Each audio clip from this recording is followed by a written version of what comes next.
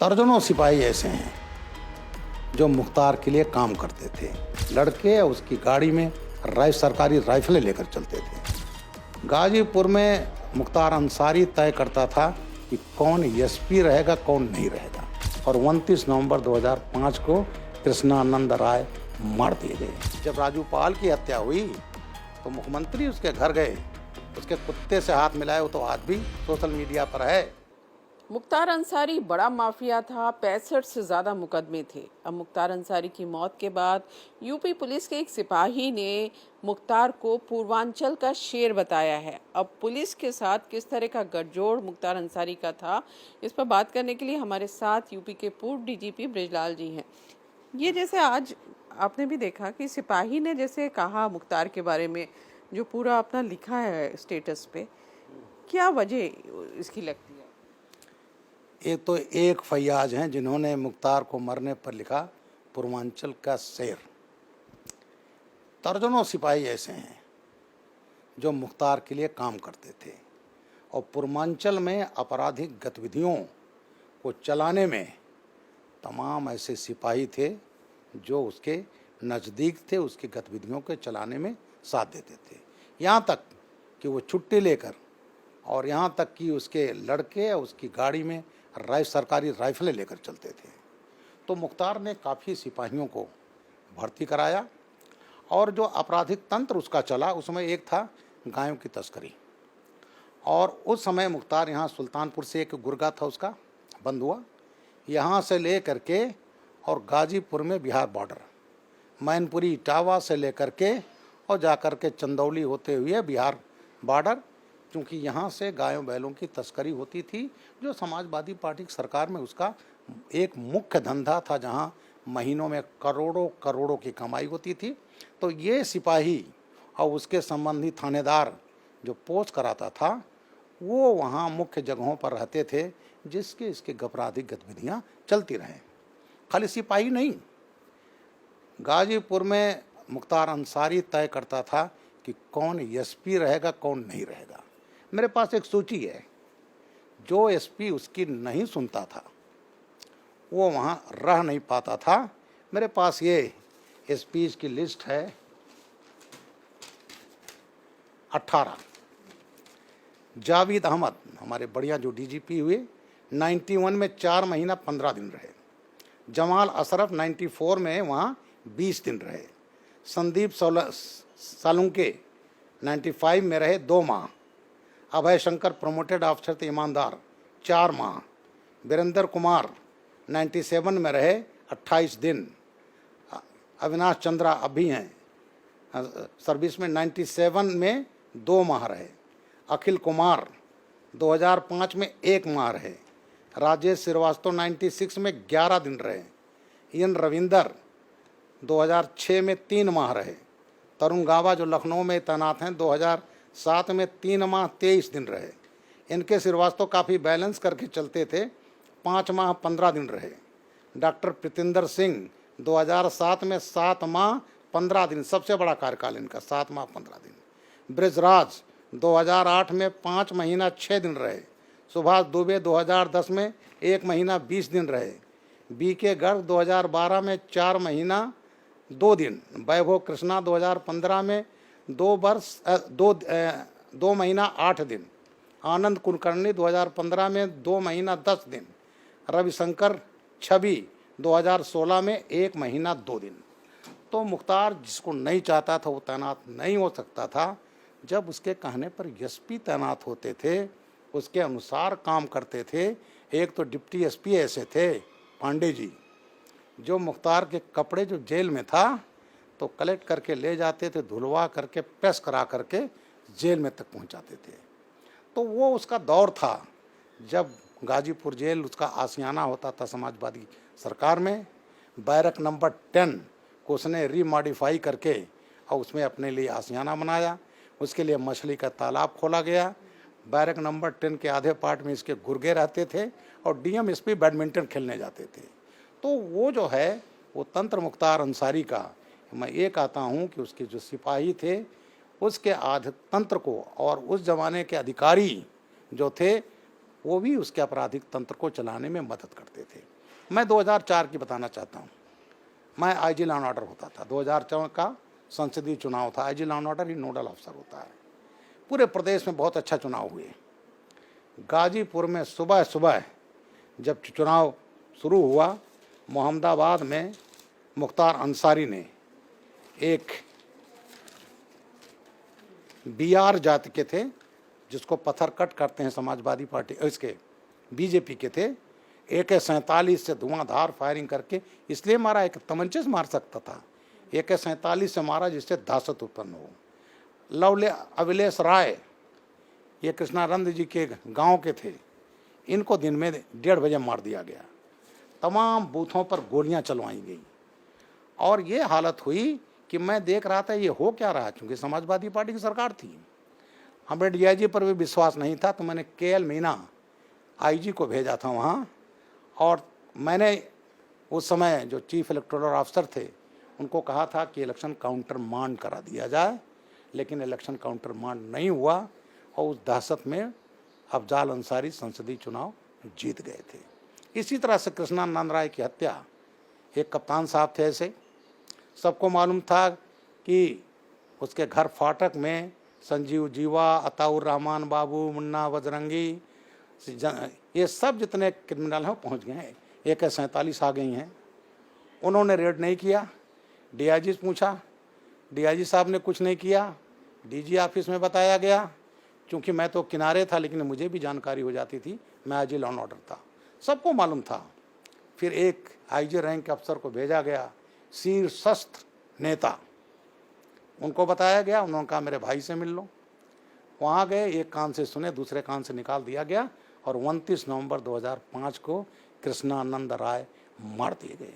500 गोलियां चली और ऐसा केस भी छूट गया, क्योंकि मेन गवाह संदिग्ध परिस्थितियों में मर गए। कृष्णानंद राय के भतीजे तक ने गवाही नहीं दी और वो जो SP थे उनको वहाँ हटा करके SSP बदायूं बना दिया गया था। तो मुख्तार अपने कार्यकाल में जो सबसे ज़्यादा इसने प्रभावित किया वो प्रशासन के थ्रू और स्पेशली पुलिस महकमे के थ्रू, क्योंकि उस समय उसने भर्तियां कराई। यहाँ तक कि जब आगरा जेल में था तो इसके खास सिपाही दरोगा होते उसको आगरा ट्रांसफ़र करवा लेता था और आगरा में उसका इंटरेस्ट देखते थे वो। तो ये आपराधिक तंत्र सबसे इसमें फ़ायदा उसको मिला जब इसमें पुलिस महकमे के लोग शामिल थे। और मैंने ये बता दिया, खाली वही नहीं, मैं ये भी जानता हूँ कई अफसर जो DG हुए और ADG और DG रैंक में मुख्तार के घर मिलने जाते थे। एक नहीं, कम से कम 1 दर्जन को मैं जानता हूँ, नाम लेना उचित नहीं होगा।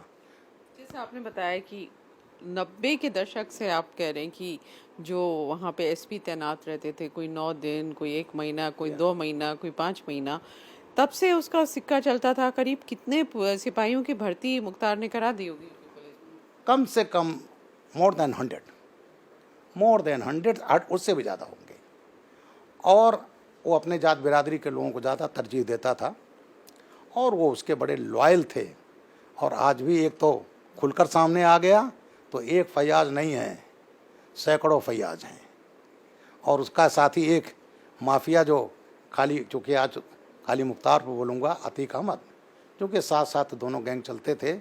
उसने तो करेली, गौसपुर और नुरुल्ला रोड, वहाँ तो कॉलोनी बनवाई और वहाँ कम से कम 1000 घर हैं और 1000 घर पुलिस वालों के हैं। उसमें एक काजी अनवारुल हक भी हैं जो गाजीपुर में भी तैनात रहे, कोतवाली में और चंदौली में थे। जब मुख्तार इसके अतीक के भाई ने सिविल लाइन से मर्डर किया गुप्ता का, तो उसी समय अनवारुल हक ने चंदौली थाने में उसको 25 आर्म सेट तमंचा के साथ गिरफ्तारी दिखा दी। तो ये तो आपराधिक तंत्र में शामिल होते थे। और दुखद ये रहा कि जब राजू पाल की हत्या हुई तो मुख्यमंत्री उसके घर गए, उसके कुत्ते से हाथ मिलाए, वो तो आज भी सोशल मीडिया पर है, और वो क्लीन चिट देते रहे। और मुझे प्रसन्नता है कि अभी 3-4 दिन पहले राजू पाल केस में कई को आजन्म कारावास की सज़ा हो गई है। राजू पाल केस में एक इंस्पेक्टर था जिसने लिख कर दिया LIU के इंस्पेक्टर ने कि इसको सुरक्षा दे दिया जाए, नहीं तो मार दिए जाएंगे। और जब वो मार दिए गए तो जो SSP थे, आप तो वो साहब सीनियर ADG हैं, तो उन्होंने उस इंस्पेक्टर से कहा, ये जो डायरी भेजो इसको निकाल लो, बदल दो। उसने नहीं किया तो 3 दिन के अंदर उसका तबादला आजमगढ़ करा दिया गया। वहाँ के आईजी जो रहे जोन, तो इस तरह से जो आपराधिक तंत्र रहा मुख्तार अंसारी का और इन माफियाओं का, वो उसमें प्रशासन में पकड़, पुलिस में पकड़, और सिपाही तो उनके साथ जब चुनाव होता था तो सरकारी राइफलें लेकर चलते थे, उसके लड़के के साथ चलते थे। तो अब चूंकि एक चीज़ ऐसा एक परिस्थिति उत्पन्न हुई, पहले भी जोगी महाराज ने काफ़ी कार्रवाई की। अभी 7-8 महीने पहले इलाहाबाद से वो जो मैंने बताया जो कॉलोनी में रहते थे 20-22 का तबादला मुख्यमंत्री जी ने ऐसी जगह किया जहां से ऑपरेट ना कर सकें।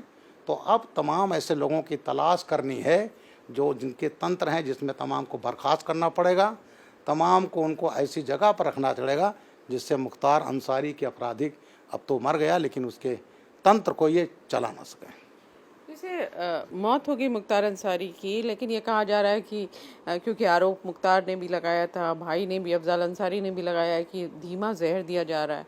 अब ओवैसी साहब गए थे वहाँ पे, उन्होंने कहा, अपोजिशन कह रहा है कि जांच होनी चाहिए, पुलिस कस्टडी में कैसे मर गया जब पहले ही आरोप। तो इस तरह के जो आरोप हैं उनमें कितनी सच्चाई देखते हैं आप, जो पूरा सिस्टम है जेल का? ये सब झूठे आरोप है, और ये आरोप पोस्टमार्टम रिपोर्ट आ गई, वायरल है, कई डॉक्टरों की टीम द्वारा कराई गई, मजिस्ट्रियल जांच हो रही है, SIT बनाकर जांच हो रही है, गवर्नमेंट ने कर दिया है। तो ये केवल राजनीतिक हथकंडा अपनाया जा रहा है, चाहे उनके भाई जो चुनाव लड़ अफजाल अंसारी हों, अभी ओवैसी गए, कल वो भी गए थे स्वामी प्रसाद मौर्य। जांच ये केवल मुस्लिम वोट को अपने साथ करने के लिए, उनको भड़काने के लिए है। इसकी कोई ज़रूरत नहीं है CBI जांच किए कच के। और ये बिल्कुल मुख्तार ने 2015 में ही तमाशा, उसमें 17 में ही तमाशा किया था, हार्ट अटैक हो गया, PGI लाया गया, उनकी पत्नी लाएंगे, कुछ नहीं। उसके बाद साहब यहाँ जब देखे जोगी राज में वो जेल से जो सल्तनत चलती थी, शाही अंदाज में रहते थे, जब नहीं हुआ तो रोपड़ में एक मुकदमा फर्जी लिखवा दिया कि मुख्तार ने एक बिल्डर को 10 करोड़ मांगे। पंजाब पुलिस मिल गई, पंजाब की कांग्रेस सरकार मिली, इनको ले गए। 90 दिन में चार्जशीट लग जाना चाहिए था, चार्जशीट नहीं लगी, और ना मुख्तार ने बेल अप्लाई किया, और वहाँ करीब पौने 2 साल रहे। यूपी की सरकार भेजती रही, कोर्ट के वारंट जाते रहे, और वहाँ की कांग्रेस सरकार कहती थी मुख्तार अंसारी बीमार है। अब आप देखें कि वहाँ मुस्लिम वोट नहीं है, ना के बराबर है। तो मुख्तार को क्यों रखा कांग्रेस ने? कांग्रेस ने इसलिए रखा, इनका शीर्ष सत्र जो नेतृत्व है, जो गांधी परिवार है, चाहे राहुल गांधी हो, प्रियंका गांधी हो, सोनिया उनके एडवाइज़र हों, उन्होंने इसलिए रखा था कि 2022 का चुनाव आ रहा है और हम ये वहाँ के मुस्लिम्स में एक मैसेज देंगे कि तुम्हारे माफिया को, जिसको मसीहा तुम कहते हो, उसको मैंने जोगी राज में बचाया। और सबसे बड़ा एक देखें कि एक मुख्यमंत्री को सुप्रीम कोर्ट जाना पड़ा मुख्तार अंसारी को यहाँ लाने के लिए, और बांदा जेल में जो मुख्तार रह रहा था वो सुप्रीम कोर्ट के आदेश से रह रहा था। दूसरा, अभी जो सरकार बदली वहाँ तो 60 लाख रुपया खर्च किया कांग्रेस सरकार ने कि मुख्तार पंजाब से दिल्ली ना जाए। अब ये जो नई सरकार बदली कांग्रेस के बाद, आप सरकार, वो कह रही हम ये पैसा नहीं देंगे, ये तो लीजिए उन्हीं लोगों से जो कांग्रेस के नेता थे। उस समय जेल मंत्री जो थे पंजाब के, लखनऊ आए, मुख्तार अंसारी के परिवार से मिले। तो ये जो तंत्र रहा, कांग्रेस ने पनाह दिया, समाजवादी पार्टी ने खुलकर पनाह दिया, और इन BSP ने कुछ हद तक, मायावती जी ने कहा था बनारस में कि मुख्तार गरीबों के मसीहा हैं, और वही बात आज स्वामी प्रसाद मौर्य कर रहे हैं। 65 केस, BP गोयल का अपहरण किया था 94 में दिल्ली से, मौके पर गिरफ्तार हुआ था, 10 साल की सज़ा मिली। इधर 17 माह में 8 केस में सज़ा हो गई, और सज़ा हो गई इसमें 2 आजम कारावास। 21 केसेस चल रहे हैं। अगर जिंदा होता तो सब में सजाएं होती, तो मुख्तार अंसारी का डिप्रेशन में जाना बिल्कुल वो स्वाभाविक था, क्योंकि जिस तरह का वो तंत्र चलाता, वो जानता था अब हम निकल नहीं पाएंगे। ये भी जानता है ये सरकार भी BJP की आ रही है और उसे जेलों में छूट नहीं मिलेगी, तो वो अपना स्वाभाविक मौत से उसकी उम्र हुई। और ये जो नेता लोग हैं, ये केवल अपोजिशन के केवल अपने वोट बैंक के लिए इस टाइप की बात कर रहे हैं, इसमें कोई तथ्य नहीं है।